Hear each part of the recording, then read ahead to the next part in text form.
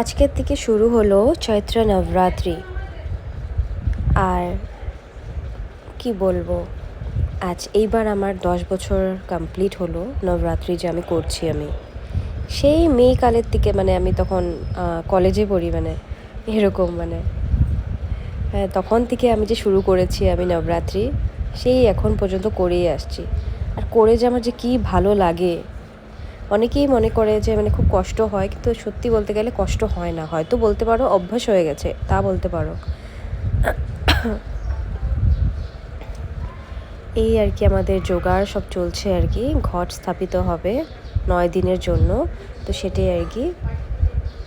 এই ঘরটাতে দেখো আমি চাল দিলাম, তারপর ধান দিলাম। এই নিয়মটা কিন্তু আমাকে কেউ শেখায়নি, আমার নিজের মনের থেকেই আসে, তো তাই আমি করি, ভালো লাগে আর কি। তারপর একটু হলুদ চন্দন দিলাম,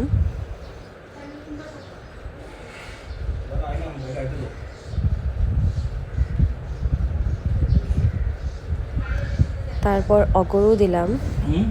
গঙ্গা জল থাকলে গঙ্গা জলও দেওয়া যায়, আমার যেহেতু সামনে ছিল না তখন, তাই আমি দিলাম না আর কি। আর দিলে ভালো। তারপর একটু মধু দিলাম,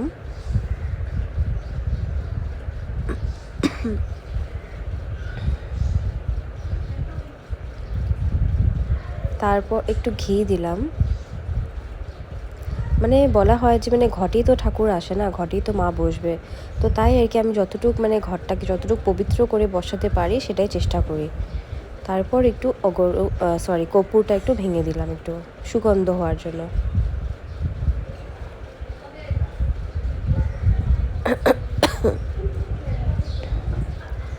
আর তারপর একটা লাল ফুল দিয়ে দিব। আর তার উপর তো বসবে আমের পল্লব, বসবে ডাব, বসবে আরও আছে। একটা ভুল কি হয়েছে আর কি, আগে স্বাস্তিকটা আঁকার আগে আর কি আমরা জলটা ভরে ফেলেছি আর কি এবার। তো যাই হোক, এইভাবেই এঁকে দিব আর কি, ঠাকুর যেমন চায় তেমনই হবে। আর প্রথম দিনটা এনে পুজো করতে অনেকটা টাইম লেগে যায়, সময় লেগে যায়, গুছাতে হয় তো সব কিছু, ঘট স্থাপিত হয়। পরের দিন থেকে, দ্বিতীয় দিন থেকে একদমই কাজ থাকে না আর, বাস খালি ফল টল কেটে মাকে একটু মুছে টুছে একটু সিঁদুর টিঁদুর পরিয়ে বাস পাঁচালিটা পরে আরতি করলে হয়ে গেল। প্রথম দিনটাই অনেকটা কাজ থাকে, তাই অনেকটা দেরি হয়ে যায় পুজো করতে। তারপরেই স্বস্তিকটা এঁকে নিব আর কি। আর এবার আমি গম দিয়ে বসিয়েছি আর কি মাটিটাকে, নাহলে আমি ধান দিয়েও বসিয়েছি আগে, তারপর জব দিয়েও বসিয়েছি, এগুলো দিয়ে বসানো যায়, বাট এবার আমি শুধু গম দিয়েছি আর কি মাটিটার মধ্যে।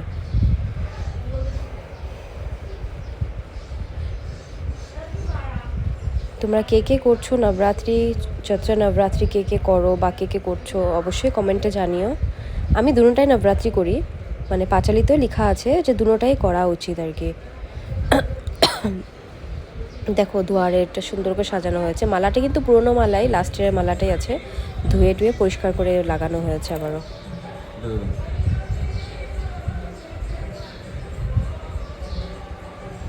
যেহেতু জলটা ভরা হয়ে গেছে, তাই স্বাস্তিকটা একটু আর কি একটু ভটলা ভটলা হয়ে গেছে ডিজাইনটা।